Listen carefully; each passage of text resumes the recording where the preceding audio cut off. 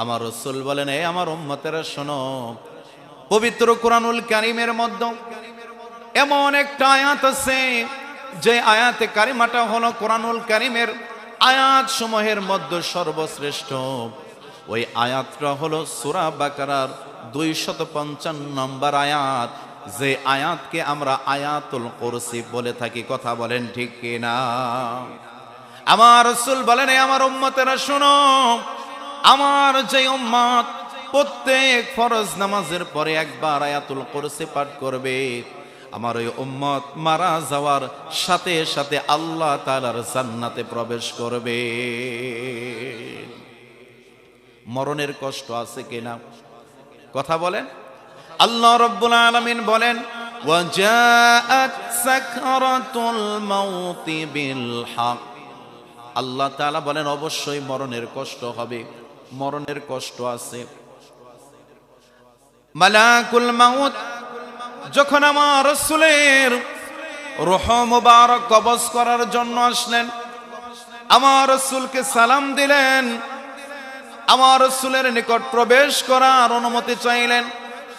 আমার রাসূল অনুমতি দিলেন। মালাকুল মাউত ডাক দিয়ে বললেন, নবী গো, আল্লাহ রাব্বুল আলামিন আমাকে পাঠিয়েছেন আপনার রূহ মুবারক কবজ করার জন্য। যদি আপনি অনুমতি দেন আমি আপনার রূহটা কবজ করব, আর যদি আপনি অনুমতি না দেন তাহলে আমি ফিরে যাব। তবে ও আল্লাহর নবী গো, আল্লাহ রাব্বুল আলামিন আপনার অপেক্ষায় রয়েছেন। আমার রাসূল অনুমতি দিলেন।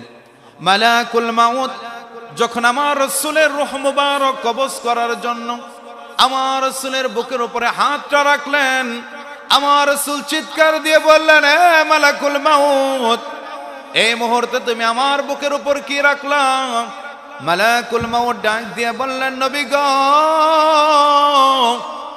আপনার বুকের উপর আমার হাতের সামান্য একটা অংশ রেখেছি গো নবী।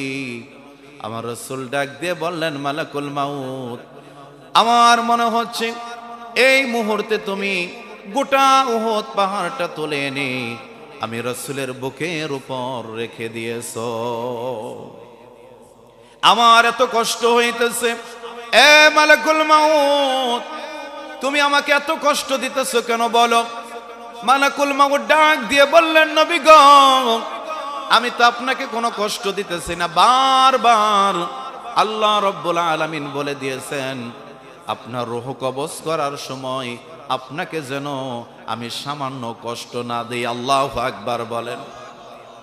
আমার রাসূল বললেন, রে মালাকুল মাউত, মরণের যত কষ্ট আছে সমস্ত কষ্টগুলো একত্র করে আমি রাসূলকে দাও। তবে কথা দাও, কথা দাও, আমার গুনাহগার উম্মতের ইন্তেকালের সময় তাদেরকে সামান্য পরিমাণ কষ্ট দিতে পারবা না। আল্লাহু আকবার বলেন। আহারে, আমরা কেমন রাসূল পাইলাম, যে রাসূল দুনিয়াতে আসার পরে সেজদায় পড়ে যায়, ইয়া রব্বি হাবলি উম্মতি উম্মতি বলে কাঁদলেন। যেই রাসূল জান্নাতের টুকরায় শুয়ে আছেন, এখনো পর্যন্ত আমাদের জন্য ইয়া রব্বি হাবলি উম্মতি উম্মতি বলে কাঁদছেন।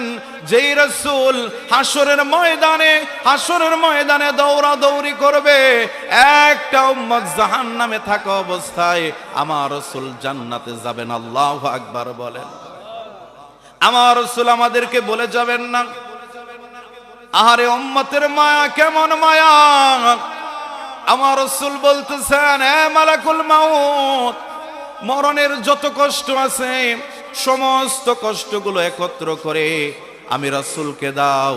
তবে কথা দাও, কথা দাও, আমার উম্মতের ইন্তেকালের সময় তুমি তাদেরকে সামান্য কষ্ট দিতে পারবা না। আল্লাহু আকবার বলেন। মালাকুল মাউত ডাক দিয়ে বললেন, নবী গো, আমি আপনাকে কথা দিলাম, কথা দিলাম, আপনার যে উম্মত 5 ওয়াক্ত নামাজ জামাতের সাথে আদায় করবে, 5 ওয়াক্ত সালাতের পরে একটাবার আয়াতুল কুরসি পাঠ করবে, আপনার ওই উম্মতের রূহটা আমি মালাকুল মাউত এত সহজভাবে কবজ করব, পিঁপড়ায় কামড় দিলে যেই ব্যথা পাওয়া যায় ওই সামান্য ব্যথাও আমি আপনার উম্মতকে দেব না। আল্লাহু আকবার।